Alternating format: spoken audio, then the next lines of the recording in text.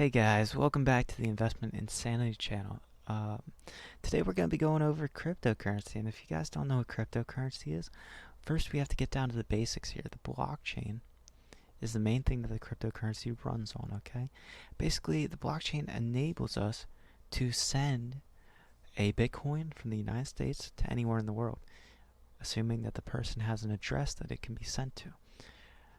It's basically a network that enables transactions to occur between individuals in a secure way, and typically it can't be cheated. There's been some instances where hackers get real creative, but 99.99% of the time the funds are securely transferred on the blockchain.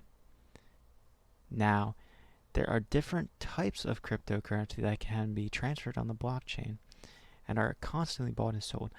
The 5 most common cryptocurrencies right now, or the 5 most popular I should say, are Bitcoin, Ethereum, Binance Coin, Tether, and Solana. Now each of these has their own utility. It's not something that just sits there and doesn't do anything.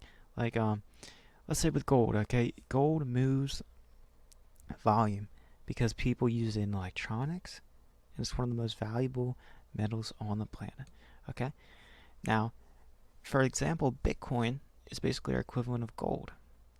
So this is our hold of value. It's basically our digital gold representative, okay? It's where all the money flows into, and it accounts for almost 40% of the whole market cap for cryptocurrency. Next, we have Ethereum, and Ethereum is for contract interaction. So it's for publishing contracts on the blockchain, and basically what a contract does is it allows you to let's say you want to transfer $10,000 and you want to have it automated through your website. You can get an Ethereum contract that will transfer the $10,000 automatically to, let's say, your bank account. Okay? It allows for you to almost program what you want to do with cryptocurrency, if that makes sense. Okay? Binance Coin, actually, Binance Network is what this coin is mainly utilized as. It pays the gas fees on the Binance Network. It's mainly a network that has a lot of different utility. We have all these different cryptocurrencies listed on the Binance Network. PancakeSwap is one of the biggest exchanges and runs solely on the Binance Network. To just put that in perspective, actually, it has other networks, but the main network is Binance on there. Like sometimes you can swap Ethereum, but that's one of the low grossing trades that they have compared to Binance to, let's say, to US Tether. So Tether is actually our next one. Tether acts as a monetary store of value, but unlike Bitcoin, does not fluctuate. We call it a stable coin. Now stable coins are extremely crucial to cryptocurrency because any other cryptocurrency except for stable coins, they're gonna fluctuate in value. Like I can see Solana right now, it's at $171.14, but it could drop or it could go up. Now if you don't want to take any risk on Tether, United States dollar coin, any of those are a hold of value that does not fluctuate. It's backed most of the time, but not always, so do your research, by a treasury that holds typically at least 50% of the circulating supply in actual United States dollars or currency, okay? Now we have Solana. And if you're thinking about Solana, Solana is basically Ethereum, but a lot better, okay? Because Solana allows us to make transactions at a fraction of a penny. And just think about that. So you could send money, you could send $10,000 to someone. It could be a fraction of a penny to send that. Think about how much your bank would charge you to send $10,000 and all the paperwork you'd have to go through. With Solana, easy transfer. And it takes about maybe 10 seconds depending on your transfer. It could take up to 5 minutes, but generally around 10 to 60 seconds and your transfer will go through. Okay? So basically Solana is the Ethereum I guess competitor would be the correct word for it. Because Ethereum fees right now, if we go on and we look at the network fees, we'd see about $20 as the average, but some of them, especially when Ethereum gas cost is really high, can be extremely expensive. Now, what is a gas cost actually? Because I forgot to go over this right now. Let's say we're on the Ethereum network and we want to send $300 to someone, okay? We would have a gas fee of $20 most likely, or something right around there. This is because, similar to how we have to fill up our tank at a gas station in order to go somewhere in our car, we also have to fuel the network, okay? So basically, by fueling the network and giving it $20 as a fee, we are enabling our cryptocurrency to go from point A to point B.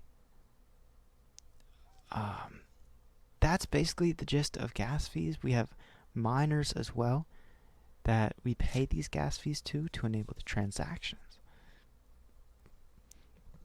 But you guys are probably thinking, what are miners now? And miners are actually a very unique part of the cryptocurrency community, I'd say. Basically, these miners allow for transactions to go through, and they are actually generating cryptocurrency for themselves. If I set up a Bitcoin miner and I use my GPU, which is, I guess, the main, I'm going to call it power source, but it's not the power source. It's basically the main not utility either. It's the main tool for generating cryptocurrency through mining, okay? So if I want to set up a GPU in my computer to mine cryptocurrency, I can do that. And the better the GPU, so if I have a 3080 GPU, it's going to mine a lot faster than a 1060 GPU. And basically, people have made a lot of money off this, and they do it by, they set up these big farms right here, and these farms will generate passive income for them by verifying transactions on the blockchain. That's all they basically do. And it's a very good revenue source. I think ROI is generally a year, depending on what you get into. But it's constantly changing. The hash rates, which is basically how long it takes to generate a cryptocurrency, it's always changing, because as we get more blocks, and a block is basically a certain number of transactions, as we slowly get through these blocks on the blockchain, mining fees generally become more expensive. But they also become harder to mine these blocks.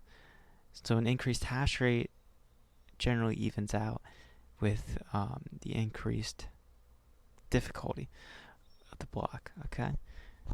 Now, Ethereum and Bitcoin, like I said, they have two different purposes, okay? Bitcoin is a digital currency. Ethereum is a token capable of facilitating smart contracts. And I basically went over this before, but Ethereum, the reason why it's not a store of value and like a dual utility token is because 18 million are produced every year. Just think about that. While we have 21 million in Bitcoin overall. Now, most people point to the fact that Bitcoin can only have a certain amount, and that is why it is much more valuable than Ethereum, which has about 110 million tokens right now. And they would be right. That's not to say it won't change in the future. Perhaps we will see a cap put on the supply that can be mined each year, but we have yet to see. Now, you guys are probably wondering, is cryptocurrency a good investment? And honestly, that is a very hard question to answer. You'll get a lot of analysts saying that. Okay, yeah, Bitcoin's going to 100 grand. Okay, and everyone was saying that. By the end of the year, it would be 100 grand. That didn't happen. Okay, people are gonna spout numbers out at you, and it's gonna be absolutely ridiculous. Okay. I just think with cryptocurrency, if you're here for the long run, there's money to be made. But if you're here for a quick dollar, which can be made, don't get me wrong, you're most likely going to lose out in the end, okay? Imagine someone buying Bitcoin at $1 and then holding it to $50,000.